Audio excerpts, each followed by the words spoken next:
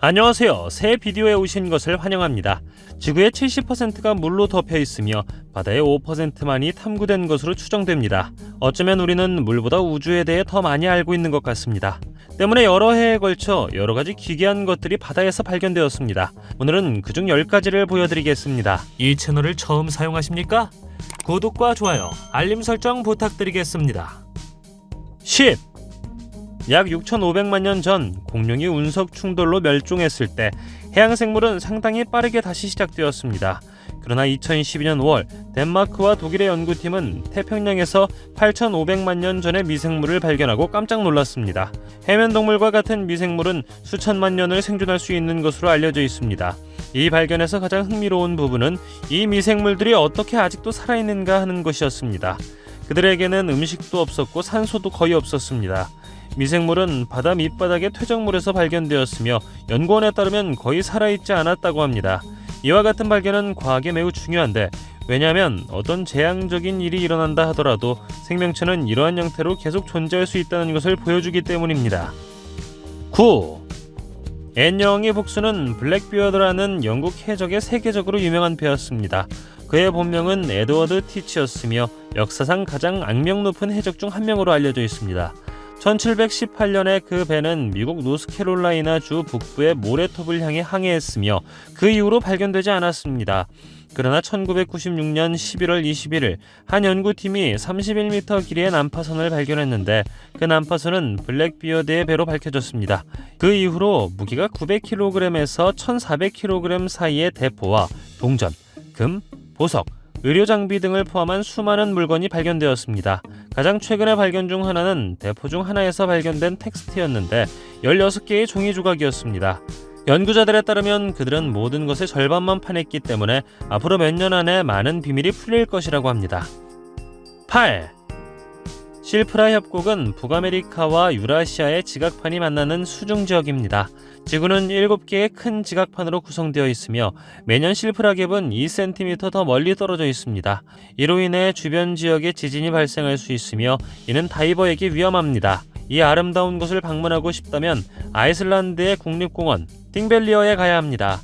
이곳의 물은 매우 맑습니다. 섭씨 2도 정도의 일정한 온도를 가지고 있죠. 인기 있는 다이빙 장소이자 세계에서 유일하게 두 대륙을 동시에 접할 수 있는 곳입니다. 이곳에는 수심 15m까지 올라가는 다이빙 투어가 연중 내내 있습니다.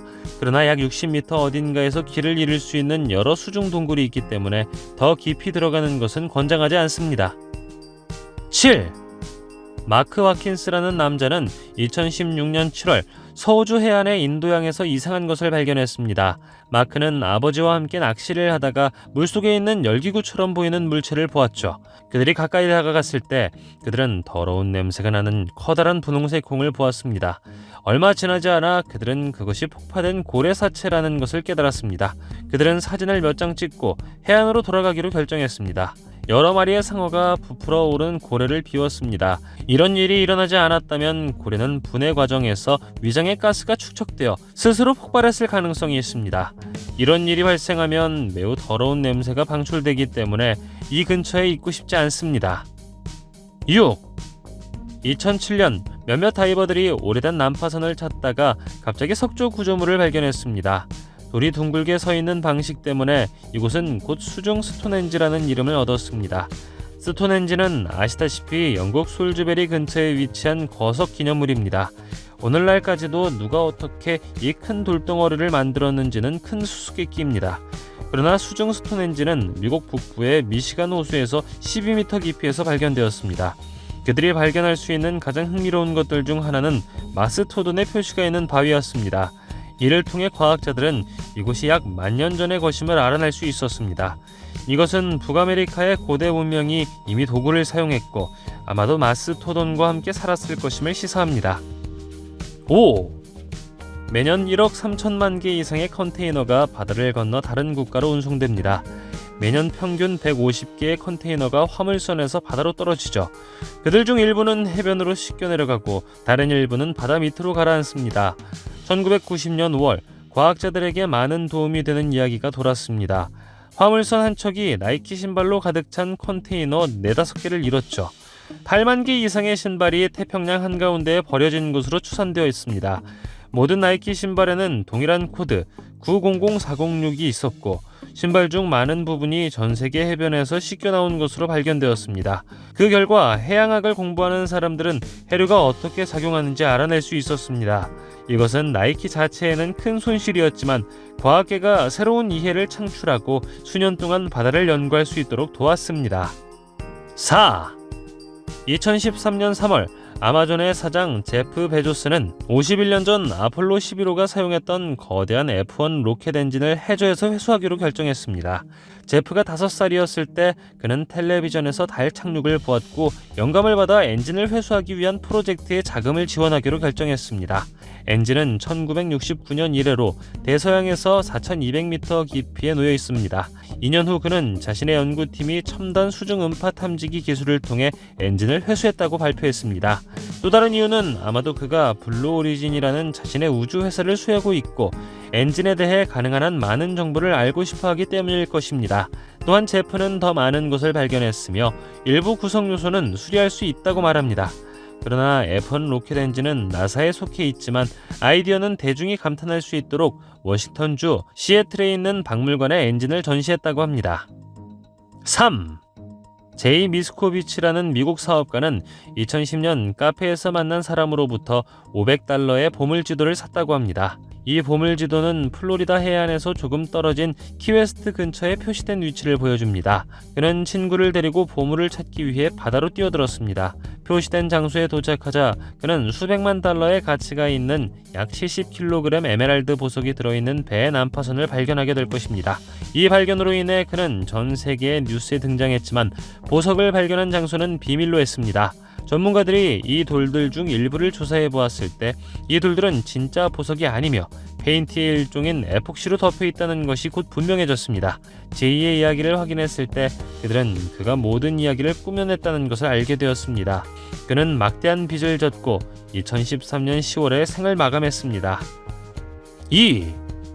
공포 영화를 좋아한다면 영화 13일의 금요일에 등장하는 제이슨 부어이스에 대해 들어봤을 것입니다. 제이슨은 필드 하키 마스크를 착용한 것으로 유명하며 이 영화는 그를 공포 프랜차이즈의 아이콘으로 만들었습니다. 제이슨이 패배하는 장면 중 하나에서 그는 호수 바닥으로 떨어지게 됩니다. 영화의 열렬한 팬은 그 장면이 너무 좋다고 생각한 나머지 제이슨 동상을 만들어 북태평양의 애리조나 근처에 사슬로 묶어두었습니다. 2013년 한 다이버가 이 동상을 처음 접했고 처음에는 충격을 받았지만 곧 다이버들에게 인기 있는 장소가 되었습니다. 결국 어떤 남자가 바다 밑바닥 30m 깊이에 재미로 그것을 두었다는 것이 밝혀졌습니다. 그 이후로 그것은 많은 다이버들을 겁먹게 했다고 합니다. 1. 많은 분들이 RMS 타이타닉의 이야기를 알고 계실 것입니다. 1912년 4월 빙산과 충돌하여 바닥으로 가라앉은 호화 유람선 레오나르도 디카프리오와 케이트 윈슬렛이 주연한 1997년 타이타닉 영화도 본 적이 있을 것입니다. 타이타닉호가 그토록 잘 알려진 이유 중 하나는 타이타닉호가 실질적으로 침몰할 수 없는 것으로 알려져 있기 때문입니다. 유람선이 대서양 한가운데서 수심 4,000m까지 가라앉았을 때 이것은 많은 사람들에게 이해할 수 없는 일이었습니다.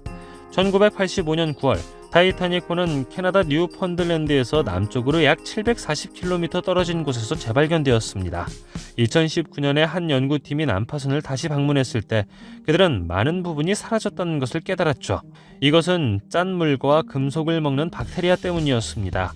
일부 과학자들은 2040년경에는 난파선 전체가 완전히 사라질 것이라고 생각하고 있습니다. 당신은 바다에서 스스로 무언가를 찾은 적이 있나요? 댓글로 알려주세요. 동영상이 마음에 들면 좋아요 부탁드리겠습니다. 저희가 만든 동영상을 더 보고 싶으시다면 화면에서 동영상을 클릭하거나 채널을 살펴보세요. 시청해주셔서 감사드리며 다음에 뵙겠습니다.